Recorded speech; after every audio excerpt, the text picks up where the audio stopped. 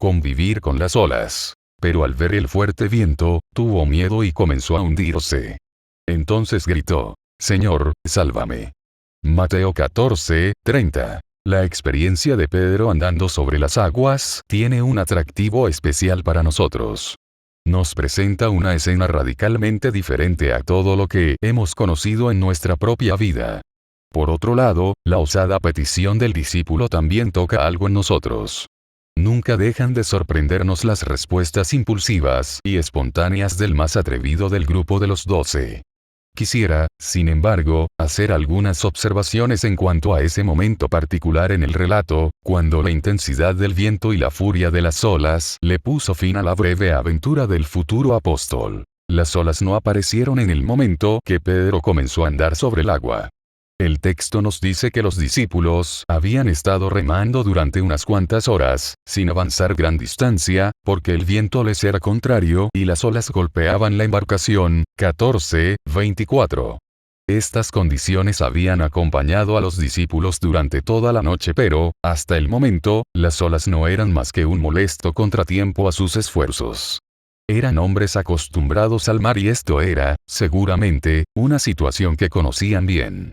Del mismo modo, nosotros vivimos rodeados de dificultades y aflicciones que muchas veces no tienen mayor impacto sobre nosotros. Cuando Pedro salió de la barca, las olas seguían siendo las mismas que cuando estaba adentro. Su fascinación con la aventura o con la persona de Cristo, no obstante, le permitieron ignorar completamente la existencia de las mismas.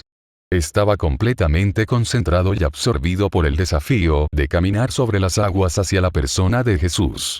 Del mismo modo, en momentos de gran pasión espiritual, ni siquiera registramos la existencia de los contratiempos y obstáculos de la vida.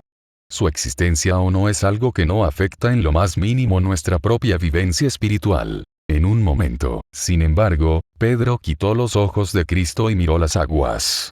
Al hacerlo, vio las olas que habían estado allí durante toda la noche. Pero ahora su situación había cambiado. Era extremadamente precaria y peligrosa. Las mismas olas ahora le infundían un temor que lo llevó a paralizarse e interrumpieron dramáticamente su experiencia de andar por las aguas. Comenzó a hundirse y solamente la rápida intervención del maestro lo salvó de ahogarse. ¿Qué conclusión nos deja esta serie de observaciones? Muchas veces creemos que lo que nos han hecho tambalear en la vida son las circunstancias particulares que vivimos. La experiencia de Pedro nos revela otra cosa. No son las circunstancias las que nos afectan, sino nuestra perspectiva de ellas.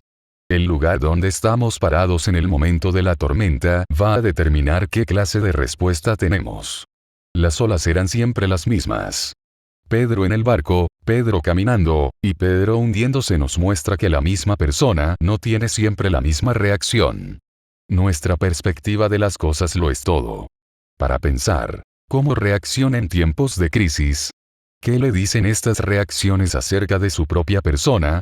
¿Qué aspectos debe trabajar para tener reacciones más espirituales?